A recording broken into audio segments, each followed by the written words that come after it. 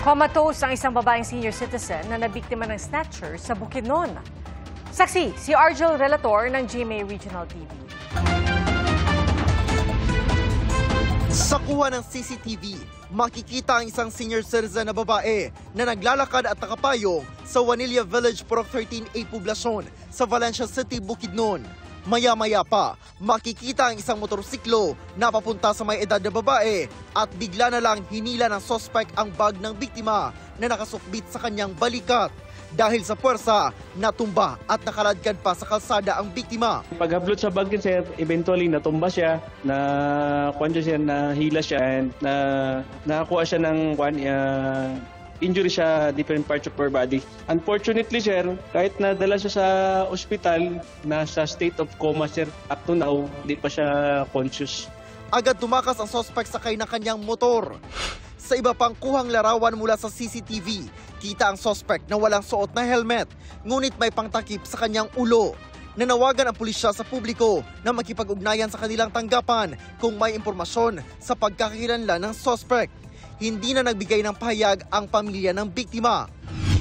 Pawn shop naman sa Caballero Street, Barangay Poblacion, District 1, Pozo Rubio, Pangasinan ang pinunteriya ng mga kawatang sakay din ng motorsiklo. Bumaba raw ang angkas at dumiretso sa pinto ng pawn shop. Nakalak po yung pinto. Hindi niya na po mabuksan yung pinto. Pinutukan niya na po yung pinto hanggang sa mabasag yung salamin. Doon na po nila ako pinasok. Nataon na walang customer sa mga oras na yon. Nataranta raw ang gwardya. Pinadapa siya ng mga sospek kaya hindi na siya nakapalag. Nagtago naman daw ang dalawang empleyado sa loob. Mabilis na tumakas ang mga sospek. Tangay ang iba't ibang klase ng alahas na nagkakahalaga ng humigit kumulang 100,000 piso. Hinabol sila ng mga rumispondeng pulis at nagkaroon ng barilan. Walang tinamaan na sibilyan pero tinamaan ang tricycle na nakaparada malapit sa pawn shop. Tumakbo na kami, sir. Nakaparada lang tong motor ko dyan sa paradahan namin. Bigla na lang nagkabarilan kaya nagtakbuhan kami. Ayon sa pulisya, 4 ang mga suspect na sakay ng dalawang motorsiklo. Inabandona na lang ang mga motorsiklo sa sitio Linmansangan. Makikita ang bakas ng dugo sa isang motorsiklo. Posible raw na tinamaan ang isa sa mga suspect. Pinuntahan ng GMA Regional TV ang niloobang pawn shop para kunan ng pahayag ang mga empleyado pero walang humarap sa kanila. Ayon sa Pangasinan Police Provincial Office, patuloy ang hot pursuit operation upang matunton at maaresto ang mga suspect. Para sa GMA Integrated News, Argel Relator ng GMA Regional TV, ang inyong saksi. Nasa alert level 1 pa rin ang Bulkan Bulusan matapos ang dalawang phreatic eruption noong Lunes at kahapon. Nag-abisang PHIVOLCS sa panganib na dulot ng ashfall. Saksi, si Marie Zumali. Mistulang niebe pero abo ang bumagsak sa bahaging ito ng Barangay Tinampo sa Irosin, Sorsogon kagabi. Sa kalsada inabutan ng ashfall ang ilang motorista. Sa lakas at dami ng abo, halos mag-zero visibility ang paligid. Halos matabunan din ang mga halaman. At nang humupa ang ashfall, ganito kakapal ang naipong abo sa kalsada. Sa motor, ang dami. Agad nagsagawa ng clearing operations ang lokal na pamahalaan. Ang bumagsak na abo ay dulot ng phreatic eruption ng Bulkan Bulusan kagabi na tumagal ng 1 oras at 17 minuto. Ayon sa PHIVOLCS, natakpan ng makapal na ulap ang aktwal na pagputok pero narinig ang ugong nito sa ilang bahagi ng Irosin. Nangyayari raw ang phreatic eruption kapag dumampi ang tubig ng bulkan sa mainit na volcanic materials nito. Iba ito sa pagsabog na dahil sa paggalaw ng magma ng bulkan na hindi pa nakikita mangyayari pero mahigpit pa rin binabantayan. Mas maganda every now and then nagkakaroon ng phreatic eruption kasi hindi siya nag-accumulate ng pressure. So may release of pressure. Apektado ang 19 na barangay sa mga bayan ng Irosin, Huban at Bulan. Base sa datos ng DSWD, mahigit 1,000 individual ang nasa 4 na evacuation centers. 14 na barangay ang natukoy ng PHIVOLCS na nasa loob ng 4-kilometer permanent danger zone. Mahigpit na paalala ng PHIVOLCS, bawal manatili sa loob ng 4-kilometer permanent danger zone. At dapat din daw maging alerto naman ang mga nasa 2-kilometer extended danger zone dahil sa posibilidad ng volcanic hazard gaya ng pyroclastic density current, ballistic projectile, rockfall, avalanche, bukod pa sa ashfall. Sabi pa ng PHIVOLCS, mahalagang matanggal agad ang abong napupunta sa bubong. Pwedeng bumagsak yung bubong kung masyado nang mabigat. Sa mga residents, they just have to remain calm and alert at the same time and be informed. Tiniyak ng Kapitolyo na handa ang mga ospital sa probinsya sa mga mangangailangan ng atensyong medikal. Nag-deploy pa sila ng mga aparatos or equipment for those na may mga respiratory illness. Kaya General District Hospital, including the RHU. Dumalaw na po kaagad-agad si Secretary Rex Gatchalian, DSWD Secretary. Sila po ay nagkaroon ng pag-assess at binisita po ang mga evacuation centers. Nandun din po, ready na po ang mga food packs para po sa mga naapektuhan. Nakatakdang mamigay ng N95 masks sa mga apektado ng ash fall ang Health Department. Lalabas ka, magsuot ka ng N95 mask. At ina-advisean din namin yung mga taong may hika, may heart disease, may lung disease na lumayo. Para sa GMA Integrated News, ako si Mariz Umali ang inyo, saksi. Pinadapa at iginapos pa ang caretaker ng isang compound sa Maynila matapos itong pasukin ng mga armadong lalaki. At bago umalis ang mga suspect, nanunog pa raw sila sa compound. Saksi si Jomer Apresto.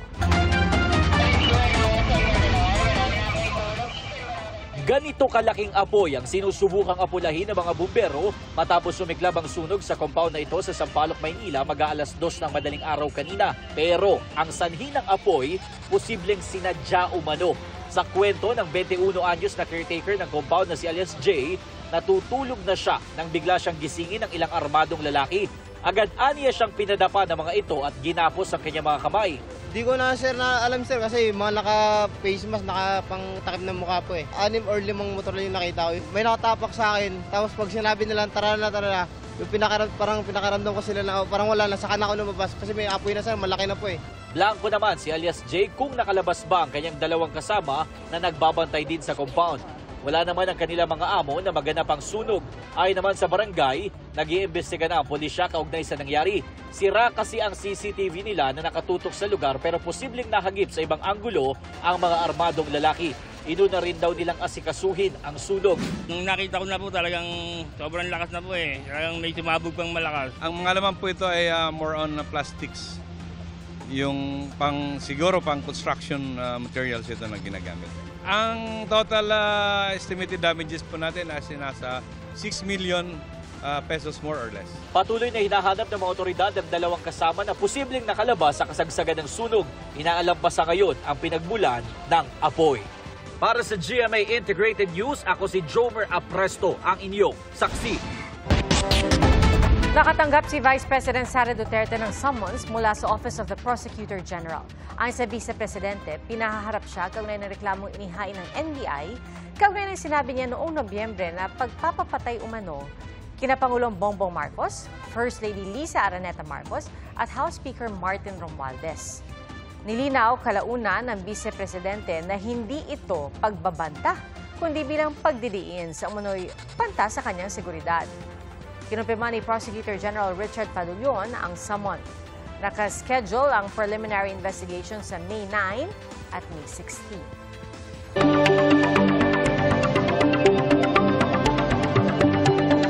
Para mabawasan daw ang mahabang pila sa MRT, pinag-aaralan ng Transportation Department na tanggalin ang mga X-ray scanner.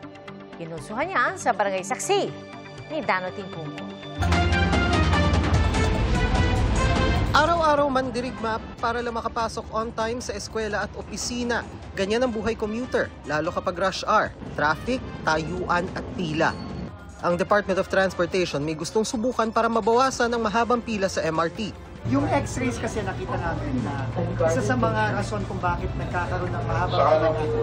So baka naman merong mga paraan para palitan natin yung X-ray ng mga security measures na epektibo pero hindi makaka-cause ng pila. So magpapayag tayo sa ilang stasyon sa MRT3 starting next week.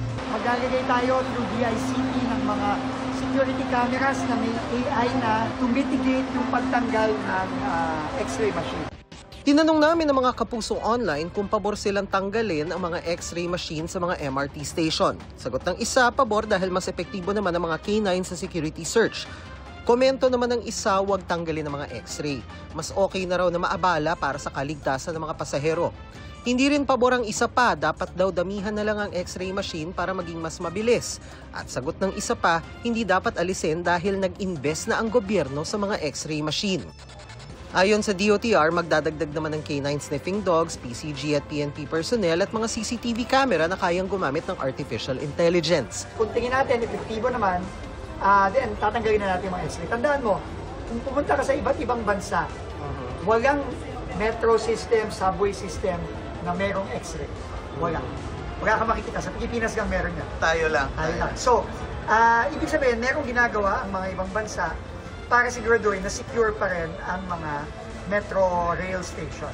Kanina, nagsimula ang libreng sakay sa MRT 3 at LRT Line 1 at Line 2 bilang paggunita sa Labor Day. Tatagal yan hanggang Sabado, May 3. Sabi ng DOTR, nasa 80 million pesos ang tinatayang revenue loss o lugi ng gobyerno sa 4 na araw na libreng sakay. Pero ayon sa palasyo, may sapat na pondo para rito. Kasi po, kung May 1 lang po ibibigay, karamihan naman po walang pasok. So hindi naman po nila mararamdaman. Yung benepisyo matatanggap po nila. Pakiusap ng palasyo, kahit pa malapit na mag-eleksyon, huwag malisyahan ng benepisyo.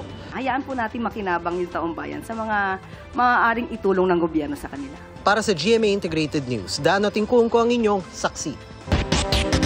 Sinusuyo ng PNP ang lahat ng anggulo sa investigasyon sa pagpatay sa negosyanteng si Anson Tan at kanyang driver. Inilabas din ng PNP ang litrato ng 2 pang sangkot umano sa krimen. Saksi, si June Veneracion.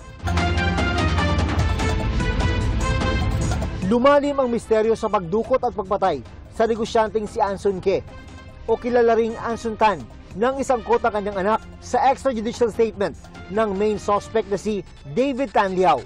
Nasa police custody na si Liao. Claiming it was the son who ordered for the kidnapping ni Anson Ke and eventually ordering na patayin po ito pong ating biktima. We have to clear everybody kasi gusto talaga namin. Gusto already the mastermind at kaano namin, sino po yung makasama ni nung suspect namin. Maingat po, lahat po inimbestigahan, tinitigil, prove po natin. Lahat ng statement yan, you have to prove it kung tama o mali. Kaya isinama na ng PNP ang anak ng negosyante na si Alvin sa mga respondent para sumailalim sa preliminary investigation ng Department of Justice. Aligasyon ni Liao na bago nito ay nasangkot na rin sa iba pang kaso ng kidnapping. Nag-usap sila ni Alvin para sa planong pagdukot at pagpatay, bagamat walang mailabas na ebidensya. Si Alvin, na nakipag-negotiate noon sa mga kidnapper, voluntaryong isinuko ang kanyang cellphone sa PNP para sa forensic investigation. We cannot discount the possibility that the David Tan Liao is misleading the investigation to cover up for someone. And there is also a possibility that David Tan Liao is the mastermind himself. Sabi ng isang anti-crime advocacy group na nakakausap ng mga naulila ni Ke, lubos nang naapektuhan ng pamilya. The victim family was crying when they saw on the news that the son is now a suspect. It is so unfair. Inilabas naman ng PNP ang litrato ng 2 pa umanong sangkot sa krimen, sina Jonin Lin at Wen Lin Gong alias Kelly Tan Lim.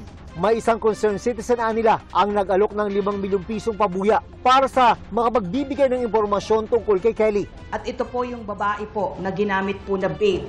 Meron pang 4 na Chinese na hawak ang PNP kaugnay ng pagdukot at pagpatay kay Ke. Kabilang sa kanila ang 2 na pinagpadalhan ng ransom bago idaan sa mga casino junket operator at ba-convert sa cryptocurrency ang kabuang 200 million pesos to ransom mula sa pamilya Ke. Ang legal counsel ng 2, itinangging ipinalit nila ang pera sa crypto. We will gladly cooperate with the law enforcement agencies just to make sure na maintindihan nila that the 2 clients that we are representing are in no way, shape, or form part of that conspiracy which led to the abduction and the kidnapping and the eventual killing ni Mr.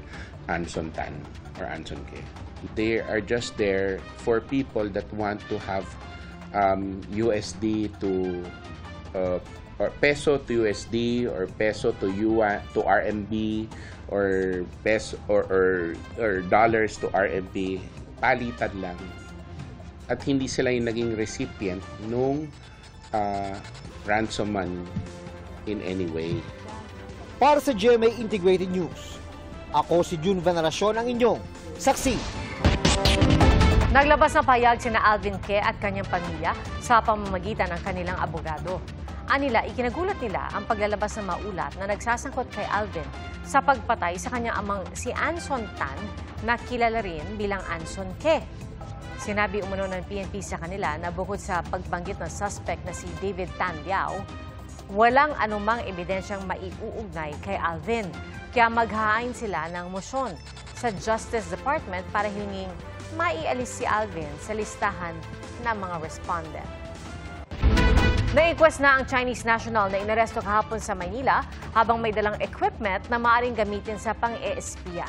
Ayon po sa NBI, may sindikato umanong nagre-recruit ng mga Chinese national para sa pangangalap na impormasyon. Saksi, si John Consulta.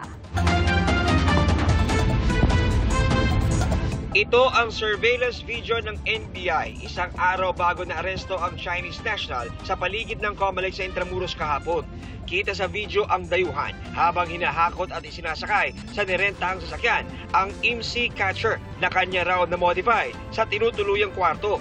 Makikita rin sa video na sineset up niya ang IMSI catcher bago umalis nitong Lunes para ikutan ang area na iniutos daw sa kanya. Nasa cloud yung storage niya. And this has the capability to send out or transmit captured data. Wala siyang hard drive or saving device.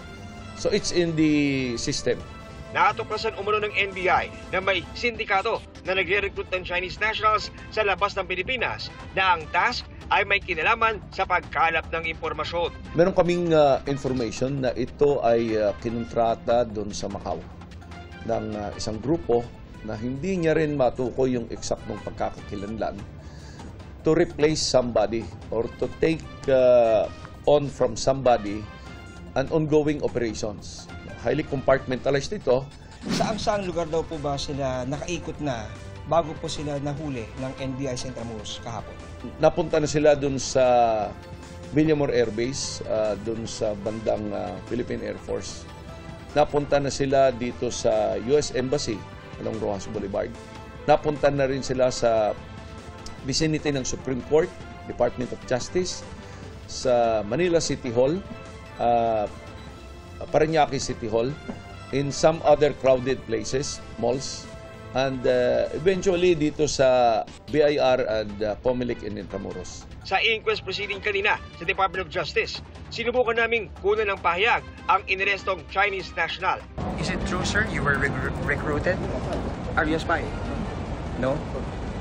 Ayon sa NBI, ang naging susi sa operasyon kahapon, impormasyon ng private citizen. Ito yung na-build natin na public consciousness or awareness sa tulong ng media nung nakita niyang being loaded onto a vehicle yung ganitong klaseng equipment, informed the NBI.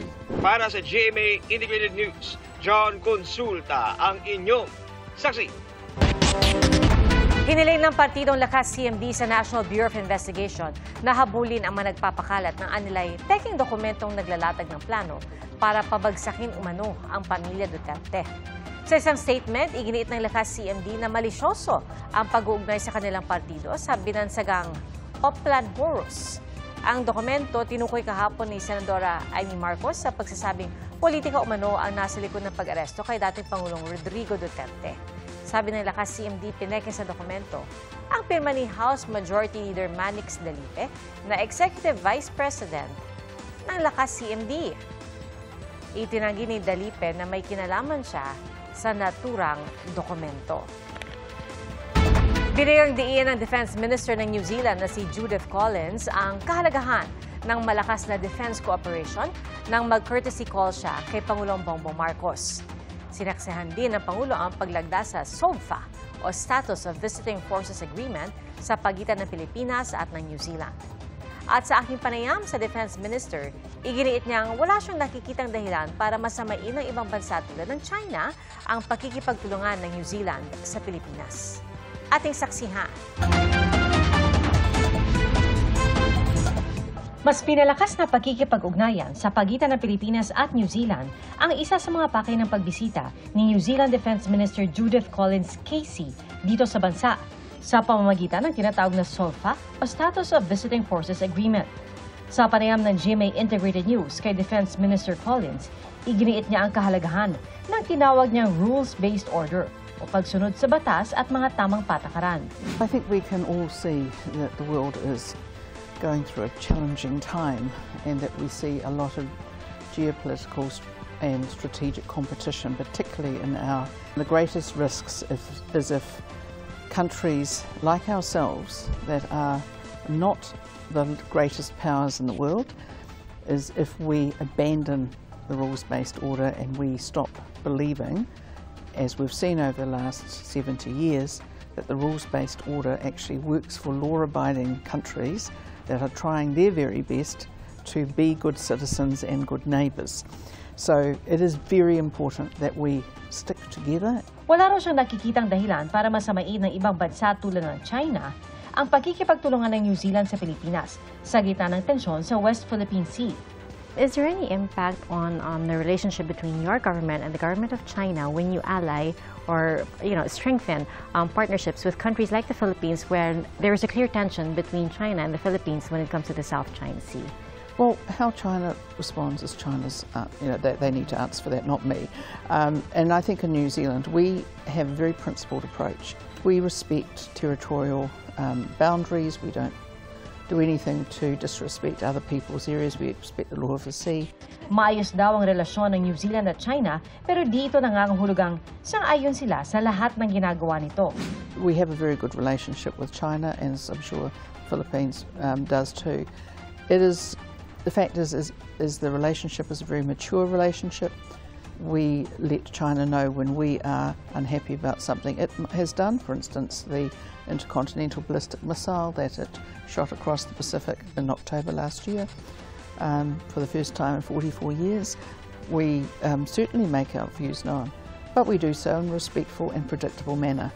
Sa ngayon, hindi lang military defense ang binibigyang kahalagahan ng New Zealand. Pinaiigtin din nila ang cybersecurity dahil sa lumalaking cyber threats. We are under a lot of attack, and New Zealand businesses are, as well as government agencies, and we have called that out when we can prove.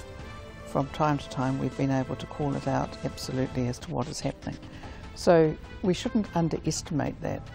Mananatili sa bansa si New Zealand Defense Minister Judith Collins hanggang May 2. Abangan po ang kabuuan ng aking one-on-one interview kay New Zealand Defense Minister Judith Collins sa Power Talks with Pia Arcangel. Mapapanood po ang episode sa susunod na linggo sa Facebook at YouTube at mapapakinggan sa Spotify, Apple Podcasts at sa iba pang GMA Integrated News streaming platform.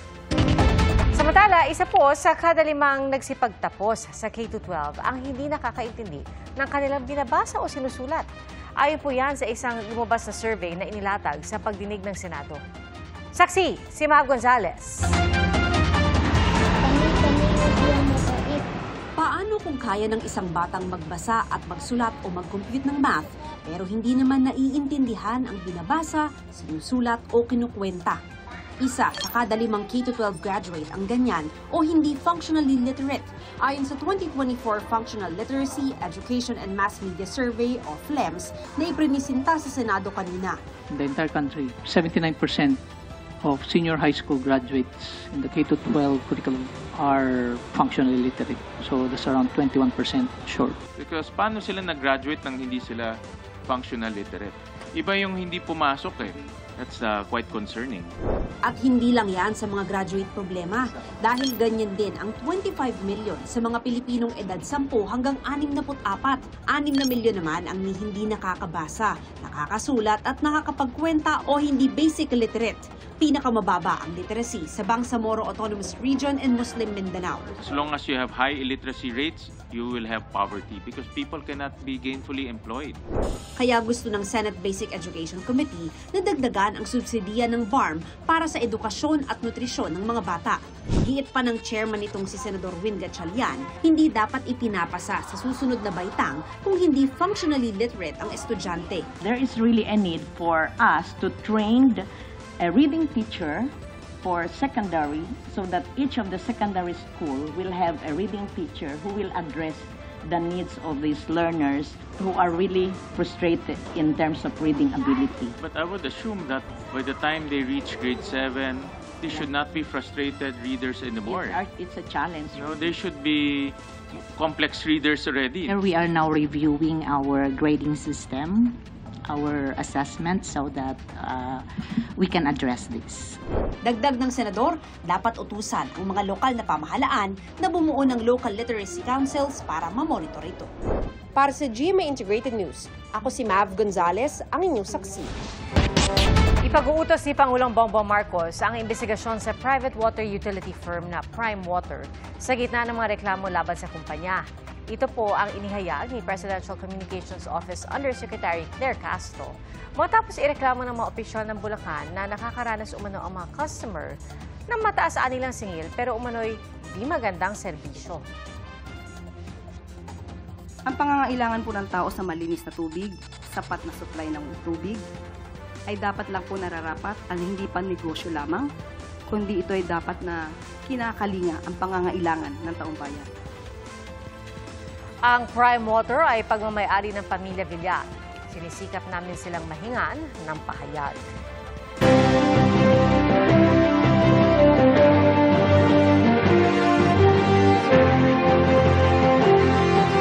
12 araw bagong eleksyon 2025, isinusulong na ilang kandidato sa pagkasenador ang karapatan ng iba't ibang sektor sa gitna ng kanilang pangangampanya. Ating saksihan. Ibinida sa Negros Occidental ni Kiko Pangilinan ang naipasa niya noong mga batas. Si Ariel Quirubin hinikayat ang mga manggagawa na bumoto ng mga tamang kandidato. Pagpapababa ng presyo ng pagkain, lalo ang bigas, ang idiniin ni Danilo Ramos. Kasama niya sina Jerome Adonis na pagpapataas sa national minimum wage ang itinutulak. Si Representative Franz Castro, good governance at paglaban sa korupsyon ang pangako. Paglaban sa dinastiya sa politika ang isinusulong ni Leo de Guzman. Nais ni Attorney Sunny Matula bigyang insentibo ang mga mag-asawang 50 taonang kasal. Binigyan diin ni Senator Francis Tolentino ang pagtanggol sa West Philippine Sea. Nangako ng tulong sa agriculture and fishery sectors si Representative Camille Villar. Reforma sa sektor ng agrikultura ang isa sa mga itinutulak ni Benhur Abalos.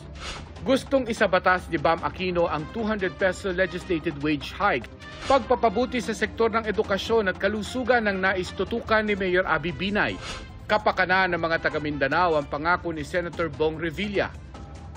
Mababang presyo ng bilihin ang tututukan ni Representative Bonifacio Bosita.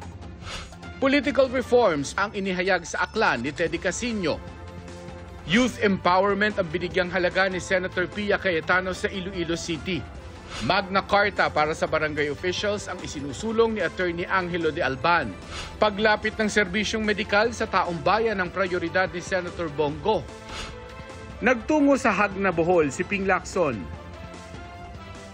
Si Attorney Raul Lambino idiniin ang kahalagahan ng peace and order sa bansa. Pensyon sa mga magsasaka at mangingisda ang ikinampanya ni Senator Lito Lapid.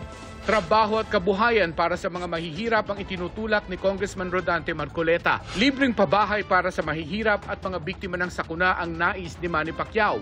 Patuloy naming sinusundan ang kampanya ng mga tumatakbong senador sa eleksyon 2025. Para sa GMA Integrated News, ako si Mark Salazar, ang inyong saksi. Mga kapuso, maging una sa saksi. Mag-subscribe sa GMA Integrated News sa YouTube para sa iba't ibang balita.